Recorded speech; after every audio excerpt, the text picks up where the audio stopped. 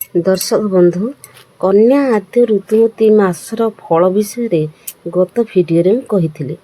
ବର୍ତ୍ତମାନ କନ୍ୟା ଆଦ୍ୟ ଋତୁମତୀ 7/12ର ଶୁଭ ଅଶୁଭ ବିଷୟରେ କହିବାକୁ ଯାଉଛି। ସେଥିପାଇଁ ଭିଡ଼ିଓକୁ ଟିକେ ଲାଇକ୍ କରନ୍ତୁ, ନୂଆ ହୋଇଥିଲେ ସବସ୍କ୍ରାଇବ୍ କରନ୍ତୁ। ମୁଁ ଯେଉଁ ନୂଆ ଟିପ୍ସ ଭିଡ଼ିଓରେ ଆଣିବି ଆପଣ ତାହା ଜାଣିପାରିବେ। ପ୍ରଥମ ବାର ରବିବାର। ଏହି ରବିବାରରେ ଯଦି କନ୍ୟା ପ୍ରଥମ ଋତୁମତୀ ହୁଏ ତେବେ ବୈଧବ୍ୟ ଭୋଗ କରେ, ଅର୍ଥାତ୍ ବିଧବା ହୁଏ।